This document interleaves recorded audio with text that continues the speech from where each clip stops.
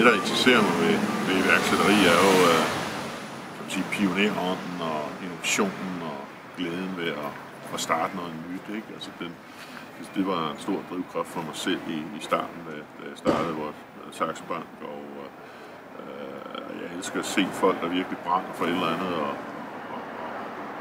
kæmper imod the odds for at skrue noget nyt og anderledes sammen. Ikke? Og så er der selvfølgelig, det er klart, at der er nogle økonomiske muligheder, også hvis det er det rigtige team, og man jo kan få tilført de rigtige ressourcer. Men i bund og grund, så har jeg en stor svaghed for selve det der pioneragtige, den stemning, der er i sådan en virksomhed.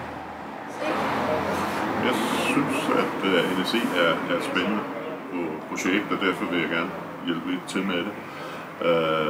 Altså i det hele taget bruger jeg noget tid på sådan forskellige iværksætterforer og sammenhænge, fordi udover jeg synes, det er utroligt spændende, så mener jeg også, at det er helt afgørende for Danmark, at der skabes sådan et miljø i Danmark, så der også bliver skabt nye virksomheder og nye arbejdspladser. Man skal være opmærksom på, at når man ser sådan på tværs af Europa, det er jo ikke de store virksomheder, der skaber arbejdspladser. 80% af alle arbejdspladser bliver skabt af små mellemvirksomheder med SME'er, ikke? Og ikke mindst iværksættere og nye virksomheder. Så også samfundsøkonomisk er det super vigtigt, at vi har sådan et miljø, og det også er, kan man sige, vibrant på en eller anden måde, drevet af private kræfter, ikke kun af offentlige tilskud og sådan noget, som jeg ikke har en helt stor veneration for.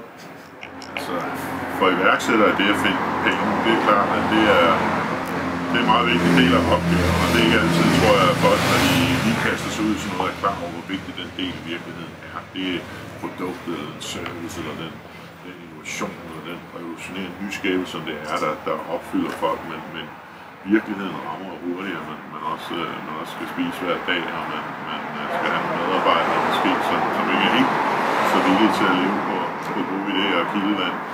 Og der er penge selvfølgelig helt afgørende, og det kan godt nogle gange være det svage punkt for folk med rigtig gode idéer, at de ikke er i stand til at formulere en businessplan omkring dem, og de forstår ikke altid, at i hvert fald når man kommer lidt længere i processen, og man skal ud og hente sådan rigtige private equity penge, så er det jo ikke kun det spændende og det innovative. Så skal der ligge en benhård businessplan på, hvordan de kommer til at tjene rigtig mange penge på det, fordi de ved jo, at mange af de virksomheder kommer til at fejle, og derfor er det nødvendigt, at dem, der lykkes, at de så til gengæld betaler ikke bare for sig selv, men også for de ting, der går galt.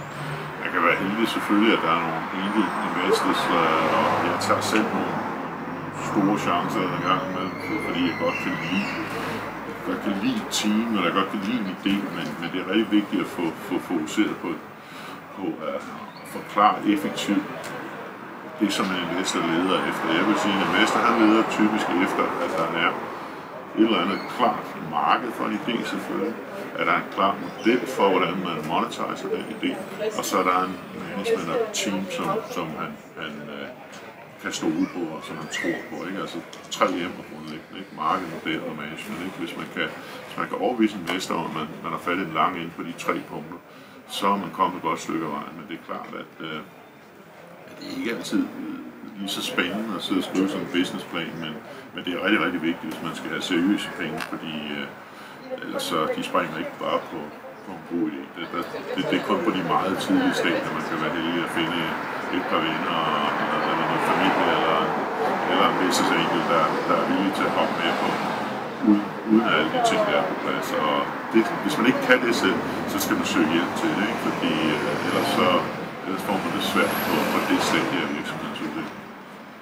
Jeg synes, at iværksætteri det er spændende, fordi man møder mange forskellige mennesker, og jeg synes, at der er mange interessante tilgange til iværksætteri. Og så kan jeg godt lide den energi, der er i sådan et iværksættermiljø. Jeg har valgt at hjælpe til i NSE, fordi jeg blev spurgt om det, og så tænkte jeg, jamen det kunne jeg lige så godt prøve at se, hvad det var for noget. Jeg synes, det har været en spændende aften, og jeg synes, der har været rigtig mange gode spørgsmål, så det har også været givende for mig at møde alle de mennesker, der kom her i aften. Hvad en god iværksætter skal gøre for at få fat i investorer? Jamen, man skal gøre sig interessant, man skal prøve at skille sig lidt ud, og så skal man prøve at lave en pitch, hvor man ligesom synliggør, at det i høj grad er mennesker, der bagved. Man investerer i lige så meget, som det er det produkt, og så også synliggør, hvad er det en investor får ud af det her, og det ikke bare er sådan ligesom, at jeg vil gerne, nej, men vi vil gerne det her sammen. Så det vil jeg sige vil være min gode råd til, at en iværksætter skal få fat i en investor. Altså det, der interesserer mig, det er folks lyst. Altså jeg er et liberalt menneske, og jeg mener, at man bør tage ansvar langt hen ad vejen. Så langt man nu kan, skal man tage ansvar for sit eget liv og for sin egen udvikling. Og det gør man blandt andet ved at skabe, altså det er jo også en del af iværksætteri, det at skabe noget selv og gøre noget selv. Jeg har jo selv gjort det, altså jeg startede jo allerede da jeg var ganske lille og begyndte at rode med elektronik, det vil sige, at jeg var sådan 11-12 år gammel, der vidste jeg jo, at jeg skulle lave elektronik, og jeg vidste, at jeg skulle lave en virksomhed på et tidspunkt. Og jeg har altid ønsket at være mig selv og bestemme selv, og det er faktisk lykkedes for mig. Altså projektet er lykkedes, og det vil sige, jeg kan ikke sige, at man ikke skal gøre det. Altså, der er jo masser af mennesker, der ikke starter for sig selv, for en eller anden, fordi de ikke tør, eller fordi at det sikkerhedsnet, de arbejder med, er for fintmasket. De tør sgu ikke, altså, men der er jo ingen risiko. Risikoen i Danmark ved at starte for sig selv er jo næsten ikke eksisterende. Så selvfølgelig skal man lave noget selv, selvfølgelig skal man starte selv. Det gjorde man jo i gamle dage. Der var alle mennesker jo stort set selvstændige. Altså, der var jo bønder og alt muligt andet. Der havde man sin egen gård og sådan noget. Og så er der kommet de her store virksomheder, hvor folk bliver ansat som små lønslaver og laver det, de får at vide. I stedet for selv at bestemme. Hvis man er med i forskellige virksomhedsgrupper, hvis du er med i en gruppe af virksomhedsledere, som er ansat som CEOs et eller andet sted, så tænker de på deres egen karriere, på deres egen udvikling.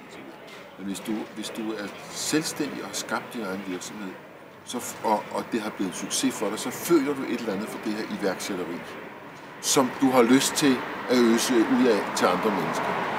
Det er også typisk, at iværksættere, som taler til andre iværksættere, de skal ikke have noget for det, som man siger. De gør det af glæde og af åbenhed, og fordi at det at være sig selv, kunne starte noget selv og bestemme over sin egen udvikling, er så attraktivt for os, og det budskab vil vi ligesom gerne forkynde. Nu er det sådan lidt Scientology-agtigt, men vi vil gerne forkynde det over for andre og sige, det skulle I også tage at prøve. Der sidder en herinde, som faktisk er en af mine gamle venners søn, som meget gerne vil starte for sig selv og render rundt og ikke rigtig kan få taget sig sammen. Og han er med her i aften, fordi han ligesom skal inspireres lidt. Og han er netop et typisk eksempel på, at han kunne sagtens klare sig selv. Jeg mener, at man skal bruge investorer i forbindelse med, at man starter og driver sin virksomhed i det omfang, det er absolut nødvendigt. Men man skal være klar over, at hver gang man inviterer en investor indenfor, så mister man en lille smule af ejendomsretten og en lille smule af selvbestemmelsesretten over sin egen virksomhed. Og hvis man driver det til yderste konsekvens, så ender man jo bare med at være ansat i sin egen virksomhed. Så er det ikke ens egen virksomhed. Så investorer, det er noget, man skal holde på det mindst mulige.